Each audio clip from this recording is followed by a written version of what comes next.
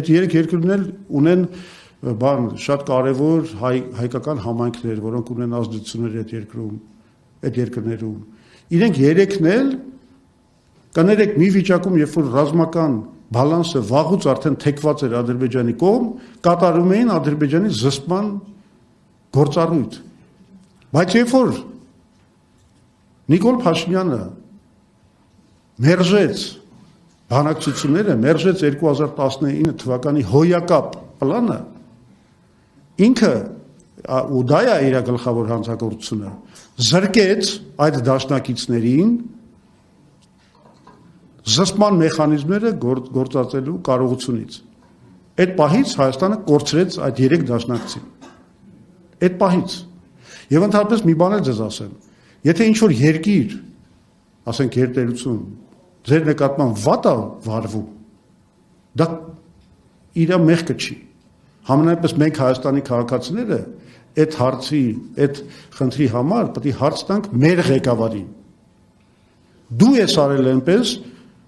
որ կորցրել ես այդ դաշնակիցներին, այդ դաշնակիցները եղել են, դու իրանց կորցրել ես։ Այն խնդիրը, որ ինչ-որ մեկը այլևս մեր դաշնակիցը չի, դա քո կատարված հանցագործության հետևանքն է։ Դու հենց դրա համար չպետք է մնաս դու կառավարման ղեկին։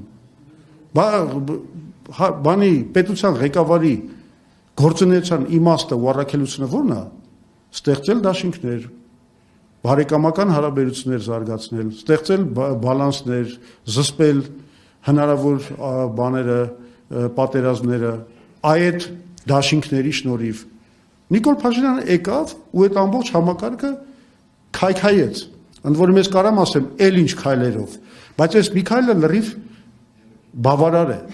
Այդ 2019 թվի պլանի նկատմամբ իր պահվածքը, երբ որ ինքը ոչ մի պատասխան հիմա պարզվում է, դիվանագիտական կանալներով չի տվել ու գնացել է Ստեփանակերտում, ի պատասխան իրան ուղարկված պլանի հայտարարել է, որ Արցախը Հայաստանը է վերջ,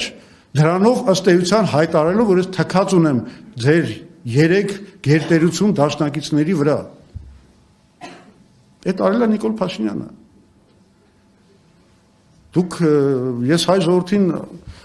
իսկապես առաջարկում եմ ընտրել այնպիսի ղեկավարներ, որոնք կարող են դաշնակիցներ ստեղծել, կարող են թշնամուն դարձնել դաշնակից, ոչ թե դաշնակցին վերածել թշնամու, ինչ որ անում է Փաշինյանը։ Այդպես ղեկավարներ է պետք ընտրել։ Երբեք պետք չի դնել մեղքը ինչ որ մի պետության վրա։ Դու ես մեղավոր։ Դու չկարողացար վարես քաղաքականություն, դու չկարողացար վարես դիվանագիտություն, որը պետք էր Հայաստանին։ Հետևաբար հեռացիր։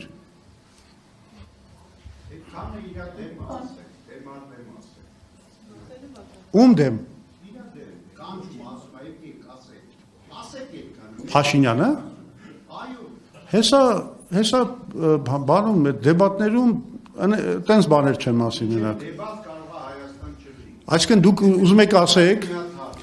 չէ, կներեք։ Դուք ուզում եք ասեք, որ այս կոմունիկացիոն, այս հանրային միջոցները բավարար չեն Նիկոլ Փաշինյանին լսելու, թե ես ինչ եմ ասում։ Լսեք, ինքը այնքան հիվանդագին վերաբերմունք ունի մեր խոսքի նկատմամբ, որ տվայտանքների մեջ անգնում մեր ամեն խոսքից։ Ինքը առաջինը մեր խոսքն է լսում ու տվայտանքների մեջ անգնում։ Ինքը, ուրեմն, եթե դուք չեք պատկերացնում, ինքը բոլոր այս խոսքերը հիմա էլ շատ հնարավոր է ուղիղ եթերում հետևում է։